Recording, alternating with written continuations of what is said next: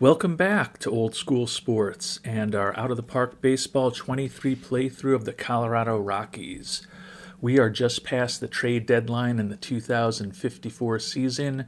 Rockies made three moves in the month of July as we prepared for the trade deadline. One move among our pitching staff, we brought on Jorge Maravilla to hopefully be a good arm for our bullpen. Thus far, he's off to a really nice start. Just 8 hits and 2 walks allowed in 14 innings with 15 strikeouts and a 1.29 ERA. So certainly has been everything we could have hoped for and more in the early stages of his Colorado career. Also brought on 2 players to help our offense and hopefully our defense. Julio Diaz, one of the top catchers in baseball, had to give up a reasonably valuable package with 3 prospects, 2 of whom are pretty solid prospects to the Tampa Bay Rays to bring him on board, but feel like he was a nice upgrade or a modest upgrade offensively over Alex Avila. And he's also a very good defensive catcher. Hasn't gotten off to an incredible start with us, hitting .247 with 2 homers and 81 at-bats. I do think potentially as he gets more used to Colorado, maybe we'll see a little more power from him based on his home run power rating and the fact that he is a fly ball hitter. But we'll see what happens with him, but think that he was an upgrade. And then most recently we brought on Tony Coffey, who's our starting center fielder right now, simply because Eddie Farley, our starting center fielder, ended up going on the IL a few days before the trade deadline. And we thought that Coffey, who is a former 2-time Gold Glove winner, admittedly close to a decade ago at this point, is an excellent defensive outfielder with a decent bat, who can give us some insurance in the event that Farley ends up having some more significant injuries. He's had multiple stints, 2 each, on the injured list in his 2 years with our team at this point. They haven't been particularly significant injuries, but obviously enough that he's ended up on the 10-day IL a couple of times. So figured bringing in an Iron Man with a decent bat who's very good defensively, good bunter, a little bit of base stealing ability, not the worst thing in the world to bring on board. He's 5 for his first 14 for us, hitting .357. Once Farley is back, probably sometime towards the middle of this month, we'll probably send Hector Rivera down to the AAA team for the last couple weeks of the month before bringing him back up with September call-ups. Rivera is obviously an excellent defensive outfielder as well. Just don't think he has quite the bat despite his .275 average and a lot of extra base hits that we would potentially be getting in Coffey. So kind of feel like Coffey is a better player to have in case something does happen to Farley and we need a different starting center fielder for an extended period of time, potentially in the playoffs. So those were the 3 moves we made as the trade deadline approached. As the calendar has turned to August, .616 winning percentage. We're in a big battle for the best record in baseball right now with the Atlanta Braves and the Boston Red Sox. Chicago White Sox really not too far behind, just a game and a half behind us also. So we've had the best record in baseball the last couple seasons, and last year we ran away with it with 113 wins. This year we're hoping to clinch home field advantage as we're going for a three-peat, but it's definitely not certain at this point. And quite honestly, we've only got a 5-game lead over the Padres at this point, which, despite our 69-43 record, is the smallest lead of any division leader in baseball right now. So definitely pressure on us to not just maintain the best record in baseball, but to also ensure that we can hold off the Padres to ensure that we are, at the very least, NL West division title winners. And as the month of August begins, we've got one final game in our series against the Reds today. Actually, sorry, 2 games against the Reds today and tomorrow, finishing off the weekend series. And then we've got 4 in a row at home against San Diego before 3 on the road at the Dodgers. So definitely feel like if we can take 3 out of 4 at home against San Diego and 2 out of 3 against the Dodgers, we'll put ourselves into a much stronger position to hopefully ensure that we're going to win the NL West again this year. And that's, clearly the first of our goals. Before we're going to clinch the best record in baseball, we need to clinch the National League West. So over the next month or so, we've got games against the Padres, the Dodgers, and then later in the month, the Giants, as well as Arizona. So hopefully we'll have an opportunity to head into September with perhaps a lead approaching double digits in the NL West as we try to position ourselves as favorably as possible for the upcoming playoffs. And while the 7 games in a row we have coming up against the division are obviously more important and have gotten the month off to a good start, taking advantage of the hitting environment in Coors with 12-7 and 19-1 victories over Cincinnati. Hopefully we can keep that momentum going in these upcoming series against the Padres and the Dodgers. And we definitely had mixed results during the games against our division foes, which we'll get into. But Elijah Moore, who's finished second in MVP voting in the National League each of the last 2 years, despite leading the league in home runs, and he's well on his way to leading the league in home runs a 3rd straight season this year. He's trying to also get across the finish line for the MVP award, and certainly scoring runs in 17 straight games as well as RBIs in 11 straight games is going to help him get there. Unfortunately, as you can see, we dropped 3 out of 4 at home against San Diego. We did rebound a little, taking 2 out of 3 at the Dodgers. Have a few off days this coming week, 2 in Chicago against the Sox, and then 3 in Kansas City before we get back home. Taking a look at the standings, though, it's obviously getting a little bit tighter. 5-game lead on the Padres after we won that last game, so we're kind of back where we were with them having lost 3 in a row. But the Braves have now passed us for the best record in baseball. They're up only a game on us. We've got 2 games in hand against them, or on them. So if we win the 2 games that we have in hand, we'd be tied with them, but that can certainly be a big chore. We were mentioning Elijah Moore right now. He's leading the league in homers with 49, leading the league in ribbies at this point, and he's also hitting .308 on the season. Surprisingly, perhaps he's not one of the top 3 in the league in OPS. Teammate Bobby Perez is on that list. But we'll see how things go over the rest of the season. Jose Vasquez now tied for the league lead in pitcher WAR, 12-5 this year with a 3.78 ERA for the starter for us. And a relatively quiet week for the Rockies in the books. We split the games in Chicago and then did take 2 out of 3 in Kansas City. So we won 3 out of 5, which is kind of what we've been doing all season long. Now we've got 3 against Arizona and 3 against Miami this upcoming week. Taking a look at the standings, the Diamondbacks are 54-75, and the Marlins, after being one of our top contenders in the National League the last few seasons, also having a tough year at 54-74. So the hope is to certainly win both of those series. Still only 5 on the Padres in the division. And the Braves putting a little bit of space between us. They're up 2 on us in the standings now for the best record in baseball. So still chasing the Braves. The good news that hopefully will help us is that Eddie Farley and Danny Ruiz both came off of the IL this week. So we've got our starting second baseman and our starting center fielder back.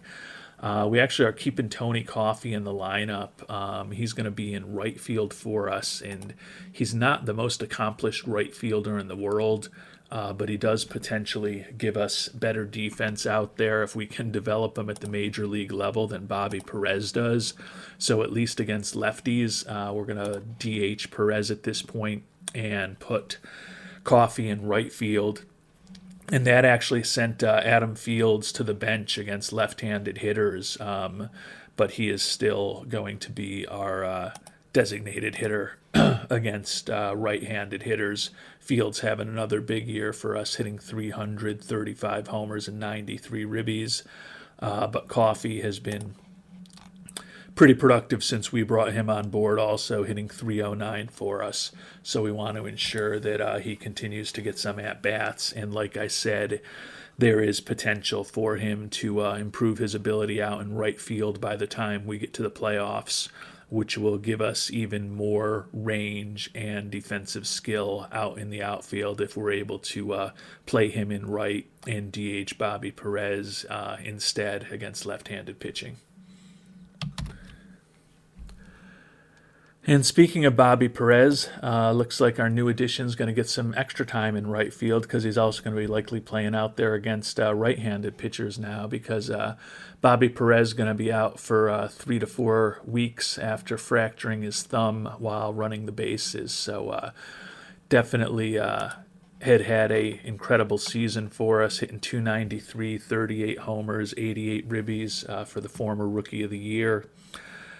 Certainly disappointing that he's going to be gone most of the rest of the season, but it does seem like with the time frame that he has, that he should be back and completely healthy for the playoffs.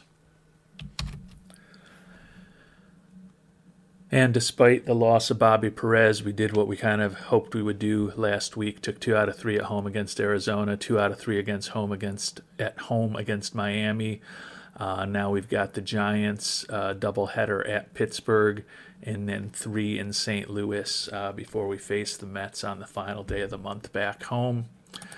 Take a quick look at the standings, and we're now up 6.5 on the Rockies, and we are back to 1 game behind the Braves for the best record in baseball. So making a little bit of progress in terms of what we need to do. Speaking of making progress, Eddie Farley did a good job coming off of the IL. National League Player of the Week, 6 home runs, 10 ribbies, and 10 runs scored on the year. You can see hitting 231 with 35 homers and 79 runs batted in, and playing an excellent defensive center field for us.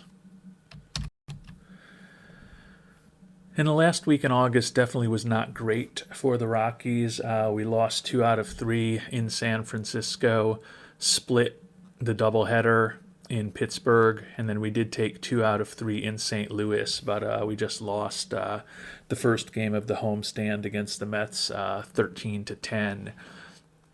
So taking a look at the standings as we begin the month of September, still up 5.5 on the Padres, 85 and 56, though we're now 2 games behind the Braves for the best record in baseball and the best record in the American League, and we're now in a flat-footed tie with the Chicago White Sox, last year's World Series rival for us, for the second best record in baseball. So definitely going to be a more interesting September in terms of scoreboard watching than we've experienced in recent years. Take a quick look at a little bit of news. Robbie Carrillo was named Batter of the Month, 385 with 40 hits and 104 at-bats, 8 homers, 24 ribbies, 29 runs scored. And Elijah Moore hit his 400th homer a couple of days ago. So he continues to impress. Have to figure out who we're going to bring up for September roster expansion. Obviously, still waiting to get Bobby Perez back. He's 1 to 2 weeks away. Taking a look at the schedule, as I mentioned, should give him plenty of time to hopefully play those last 9 or so games with us. Make sure that he is back and 100% before we get into the playoffs, and hopefully won't have any other significant injuries between now and the playoffs. Magic number for the division is down to 17, but you can see that it's much lower than that just for clinching a wild card spot. Not that that's really our goal. And for our two additions, we'll bring Tony Encarnacion back up to the majors. You may remember we had brought him up when we had the injury to Danny Ruiz at second base, and Encarnacion got a tiny bit of playing time. Played in just 4 games, went 2 for 12, so certainly was not all that impressive, but obviously it was his first crack at the majors. Got a decision as far as which pitcher to bring up. Javon Williams has been really good in Colorado. 0.71 ERA last year in 25 and a third innings pitched, and 2.55 ERA this year in a little under 18 innings pitched. So he's been pretty productive for us, but he's definitely found himself on the shuttle between Colorado and Albuquerque, just because we don't love the low movement on his pitches and that he doesn't have ground ball tendencies. So as much as he probably deserves to come back, we are actually going to bring up the young closer, Tony Castillo. Has had a 2.98 ERA this year with 22 saves while closing for Albuquerque. Kind of fits the profile that we want here a little bit more. Good movement on his pitches, ground ball pitcher. He does not have the greatest stuff in the world, but the main reason we're going to give him a shot is that he's a left-handed pitcher. And right now, when we look at our pitching staff, although we do have Vasquez, Giron, and Javi Toledo, who are all having solid seasons as lefties in the rotation, Elijah Smith is the only left-hander we have out of the pen. So hopefully having another left-hander in the pen will give manager Nick Hartman a little more optionality in terms of matchups over these final 3.5 weeks or so of the regular season. And for those who focus on these things, always kind of interesting to see how quickly a talented player can learn a position at the major league level. Last time we checked in on Coffee, he was a 45 rating as far as right field. He's up to 55 at this point. And he actually was a 40 when we first started playing him there before we had talked about it on the video. So he's made up about 15 points in his proficiency in right field over his first 2.5, 3 weeks or so of playing out there somewhat regularly. Should get a lot more action out there over the next couple of weeks until we get Bobby Perez back. So I would think that he'll certainly probably be 65 or 70 proficiency playing the position by the time we get to the playoffs, which will give us the option to have him in as our right fielder against left-handed pitchers. Hopefully that will give Bobby Perez a little bit of rest, just letting him DH every few days when we happen to be facing a left-handed starter. And the first week of September was fine. Split the final 2 games of the series with the Mets, so we did end up losing that series at home. We did then take 2 out of 3 at home against San Francisco. And the matchup against San Francisco starts this last run of the season when it's all going to be NL West foes. We've got 4 at the Dodgers, 3 at the Padres. Then we flip things around the next week, 3 at home against the Dodgers, 3 at home against the Padres, and then we'll finish with 3 on the road in Arizona. So the division is still certainly up for grabs, and those 6 games with the Padres on the 2 back-to-back weekend series are going to be huge. Our lead is 6 right now, 88 and 58 records, so we are a game behind the Braves right now for the best record in baseball as we head into the home stretch of the season. Elijah Moore with 57 homers and 132 ribbies certainly looks like he's definitely in the mix to certainly lead the league in home runs and probably lead the league in ribbies. As we've been talking about, it'll be his 3rd straight year leading the league in home runs, and he does have a chance to eclipse the 61 that he hit last year, which may possibly be the clean National League record. And unfortunately, we're keeping the Padres in the race. We lost 3 out of 4 at Los Angeles, so we're starting the 3 important games in San Diego right now, and the lead is down to 3.5. So they certainly have the opportunity to completely close the gap on us. We are now 2.5 behind the Braves for the best record in baseball, and we're battling with the Mariners and the White Sox for the second best record in baseball at this point. So we certainly have enough time to get to the best record in baseball. But getting to 100 wins is going to take quite a finish to the season. We're going to need to go 11-1 or 12-0 over our last dozen games to get to 100 wins this year. So, although it's been a very good season, not as dominant on the field as we were last year, certainly, and not as dominant as we would have hoped to be.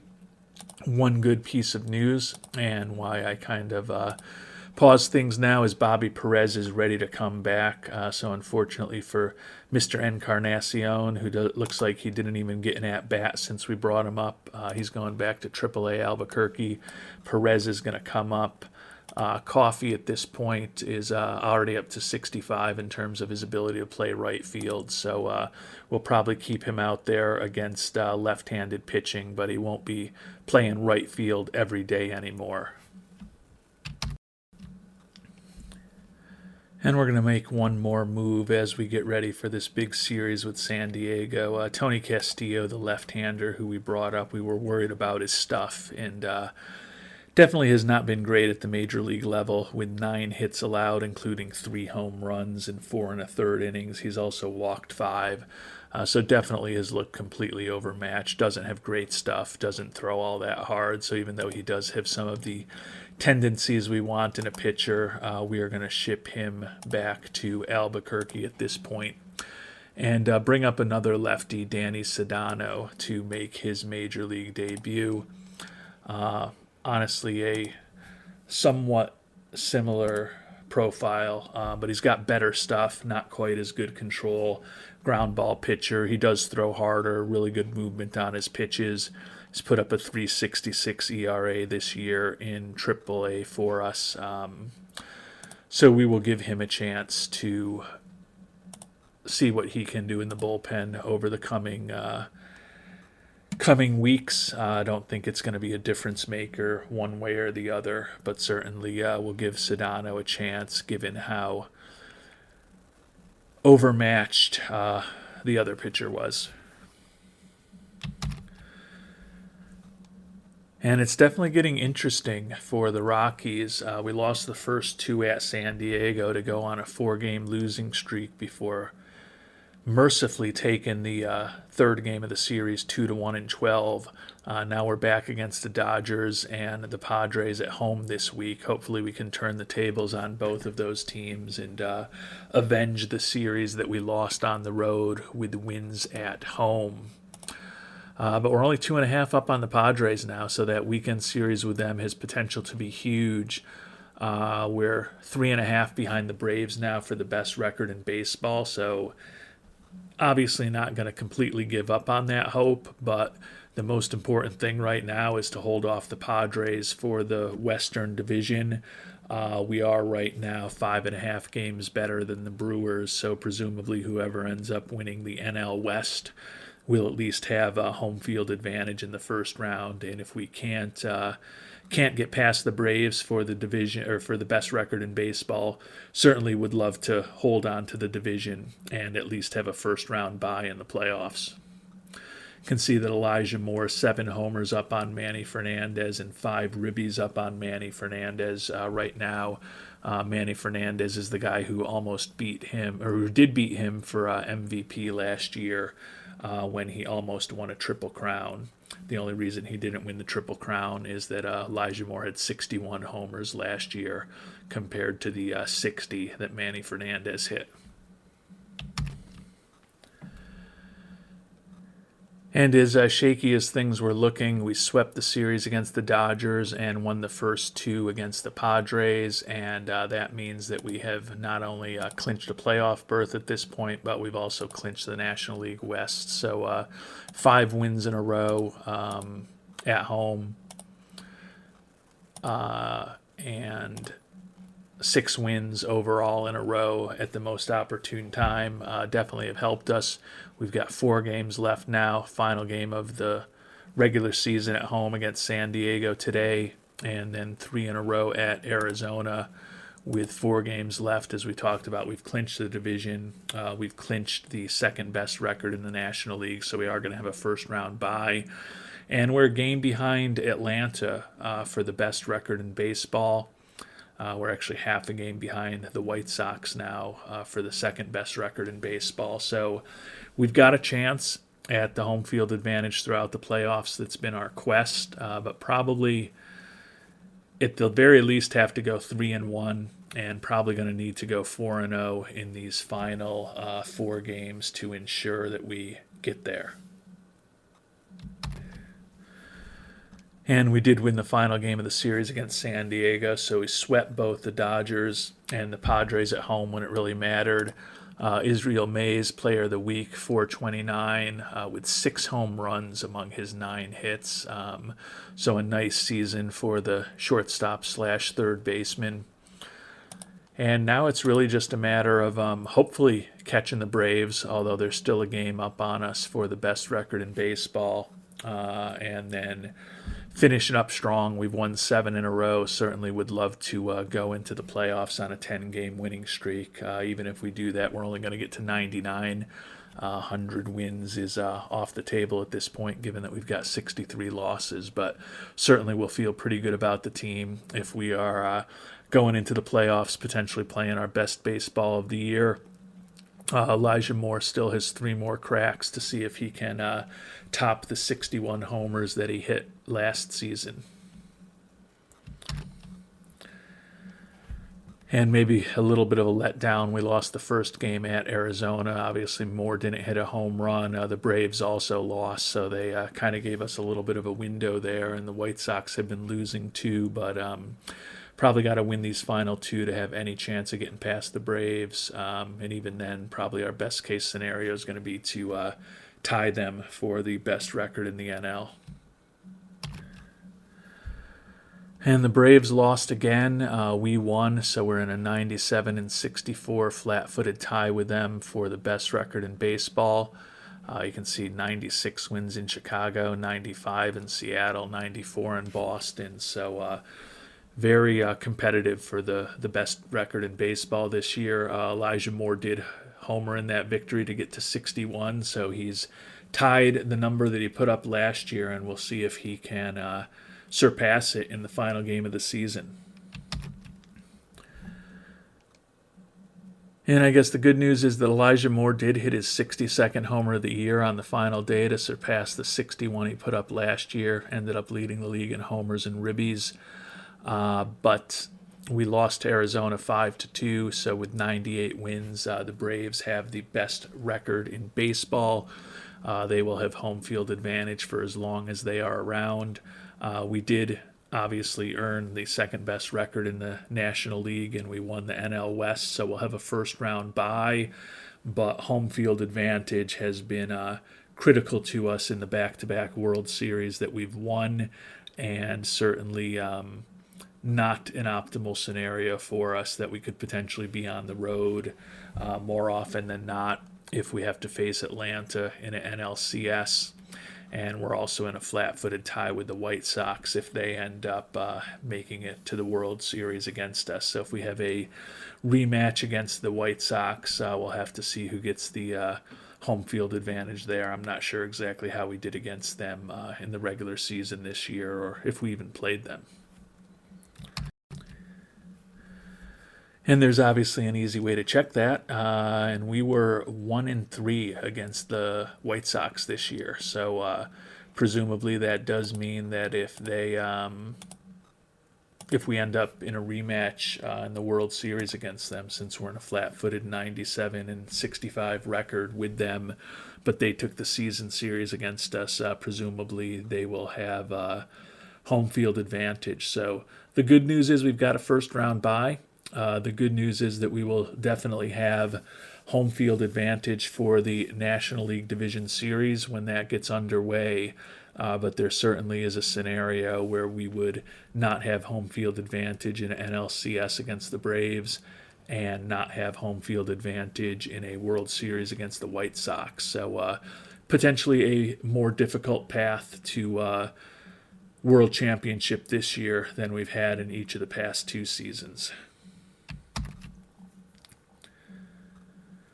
And before we finish up, we'll take a look at a few of the league leaders. We already mentioned that Elijah Moore led the league in homers for a third straight year, ribbies for the second time in 3 years. His batting average did dip below 300 for the first time since he joined the Rockies, but you can see he is in an OPS over 1,000 each of the 4 years that he's been with the Rockies. And the 1 year that he didn't lead the league in homers, he hit 52. And the 2 seasons that he hasn't led the league in ribbies, he hit 129 and 133. So he has been an absolute offensive force for us. Don't know that he'll get the MVP this year either, but certainly feels like one of these years he should. Robbie Carrillo was second in the league in OPS, third in the league in batter WAR. So kind of a nice bounce back season for Carrillo, who actually came over in that same off season that we brought over Elijah Moore. And all Carrillo has done is lead the league in runs a couple times, hits, triples a couple times, won a batting title, and as we talked about, was way up there in batter WAR this year. So a great season from Carrillo. And then the pitchers by the end of the season actually made some noise as well. Jose Vasquez, third in the league in ERA, led the league in wins. Gus Duran tied for second in wins. Vasquez ended up leading in pitcher WAR, and Javi Toledo was third in pitcher WAR. So you would have to think that Jose Vasquez, 18-8, over 200 strikeouts and 197 and 2/3 innings. Going to be a pretty strong candidate for National League Cy Young Award this year. But as much as we appreciate the individual accolades, the goal is to try to win it all. And we aren't going to have home field advantage guaranteed. But as I said, we do have a first round bye. And we will find out how the Rockies do in their quest for a three-peat in our next episode. Until then, thanks so much for watching, and have a great day.